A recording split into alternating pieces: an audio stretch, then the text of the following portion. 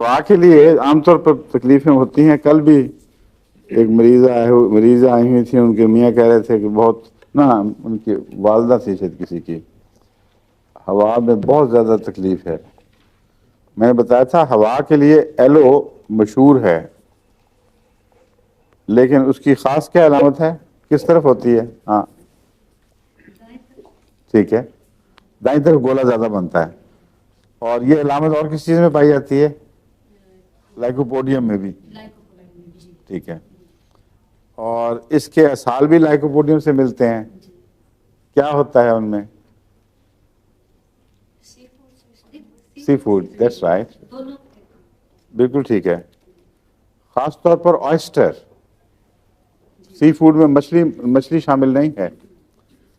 آئسٹر یا اس سے ملتی جلتی جو چیزیں ہیں جو کھوکھے کے اندر ہوتی ہیں، اس سے کافی تکلیف ہوتی ہے. اور اسال، الٹی، ہوا، یہ تینوں چیزیں عموماً برابر چلتی ہیں اکٹھی. لیکن ہوا کے لیے کچھ آپ کو خاص طور پر دوائیں یاد رکھنی چاہیے. ایک ان میں سے کاربو ویج ہے، ایک چائنا ہے، میں نے پہلے بھی بتایا تھا آپ کو. اور کیا بتایا تھا؟ لائکوپوڈیم. ابھی لائکوپوڈیم کی بات ہوئی ہے. کاربو ویج تو بتا چکا ہوں. کاربو ویج، چائنا، لائکوپوڈیم، اور ایک ایلو آپ نے یاد کر لی ہے. ان کی جو تمیز والی علامتیں ہیں وہ بتائیں. کاربویٹ میں ہوا کا دباؤ اوپر کی طرف ہوتا ہے. ٹھیک ہے. ہاں.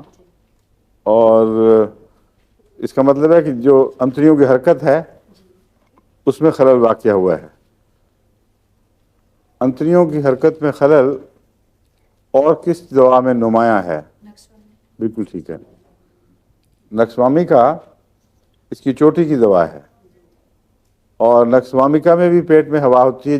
جہاں بھی پیچش ہوگی، کوئی کسی قسم کی بھی معدے کی تکلیف یا انتڑیوں کی تکلیف ہوگی، ہوا تو وہاں ہونی ہی ہونی ہے.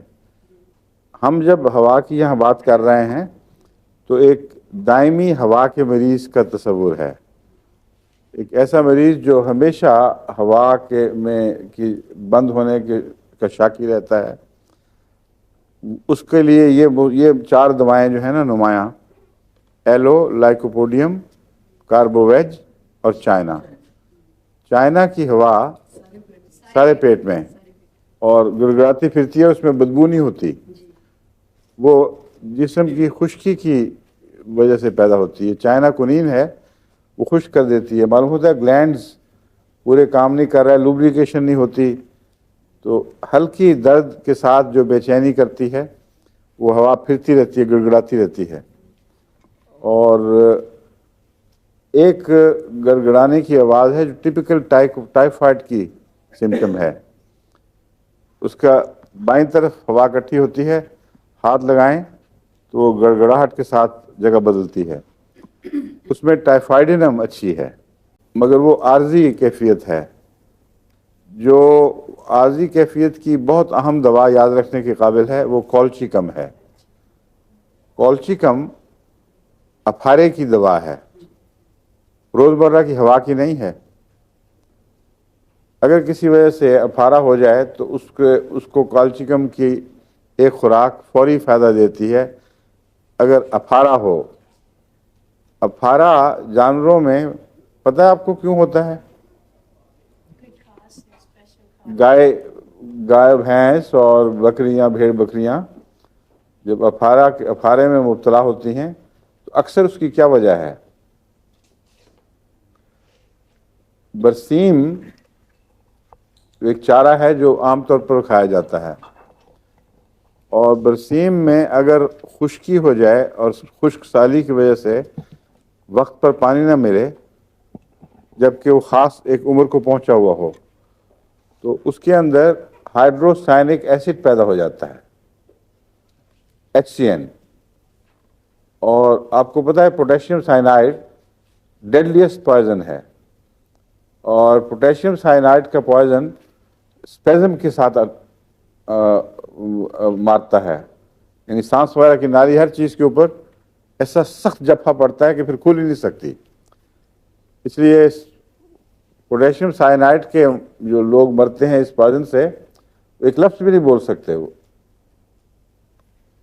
हमें लेबोरेटरी में ये बताया जाता था कि पोटेशियम साइनाइड मुंह के आगे वैसे भी कुछ चीज़ रखो और अंदर जहां ऊपर वो लगा होता था फैन, जिन दवाओं से केमिकल एक्शन से पोटेशियम साइनाइड बनता है, वो एक्शंस जब हम केमिकल्स के करते थे तो अंदर हाथ डाल के ऊपर से शीशा गिरा देते थे, वहाँ बनाते थे और ऊपर फैन लगा होता था ताकि उसका मामूली असर भी ना आए।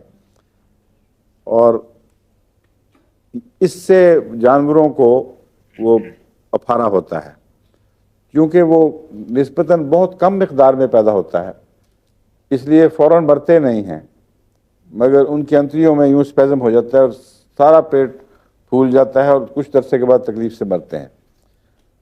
उसका इलाज है ये कोल्चिकम।